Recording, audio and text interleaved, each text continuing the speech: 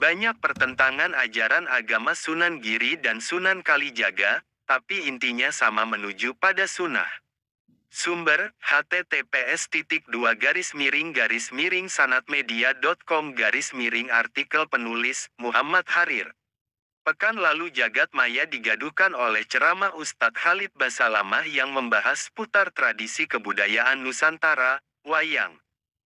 Dia menyebut bahwa tradisi nenek moyang itu sudah semestinya ditinggalkan, tidak relevan lagi di zaman sekarang karena kita sudah muslim. Sebetulnya adanya silang pendapat mengenai wayang ini bukanlah hal yang baru. Menurut Gus Baha pada zaman Wali Songo pun sudah pernah terjadi sikut pandangan di antara mereka. Tentunya dengan konteks yang terjadi pada masa itu. Kiai Haji Bahaudin Nur Salim atau yang familiar disapa Gus Baha menceritakan bagaimana menggebu-gebunya Sunan Kalijaga lantaran ingin berdakwah di area Pajang sampai membuat wayang tengul. Wayang golek mirip patung inilah yang nantinya akan digunakan sebagai media dalam menyampaikan ajaran agama Islam.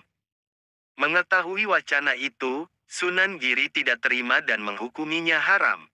Sebab di akhirat kelak bakal diminta pertanggungjawaban oleh Allah SWT untuk menghidupkannya, memberikan nyawa. Sunan Kalijaga yang tidak bisa menyanggah fatwa dari Sunan Giri, tidak bisa berkutik. Akhirnya muncul Sunan Kudus, yang alim lagi arif, menengahi pertentangan di antara mereka berdua.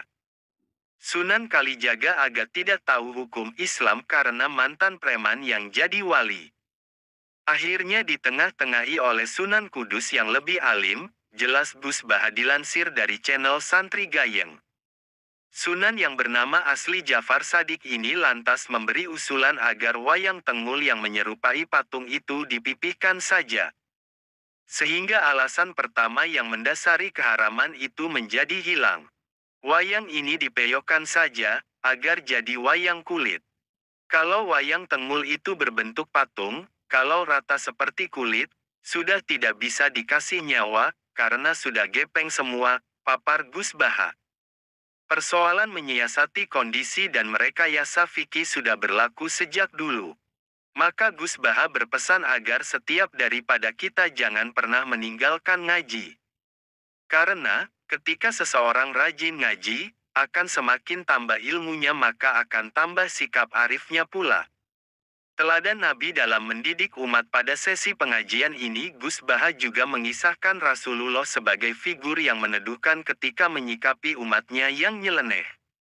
Al-Kisah tatkala Nabi mengimami salat, ada makmum dari orang kampung yang malah asyik ngobrol di tengah pelaksanaan salat.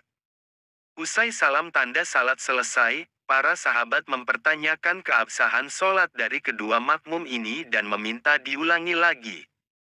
Wahai Rasulullah, masak ia sholat kok malah asyik ngobrol? Protes para sahabat. Sebagai sosok yang cerdas dan bijaksana, Nabi Muhammad kemudian menggandeng tangan kedua makmum tersebut, menepi sebentar di tempat lain dan menasihatinya. Tanpa membentak dan memasang rona muka garang. Yang namanya salat memang mengobrol munajat. Tapi mengobrollah dengan Allah saja. Kalau ngobrol dengan manusia, tidak usah, jelas Rasulullah. Demi Allah, beliau tidak membentak saya, tidak memaki-maki saya. Rasulullah hanya mengatakan bahwa salat itu munajat, sehingga tidak sepatutnya dicampuri omongan dengan manusia, kesan orang kampung setelah dinasihati Nabi.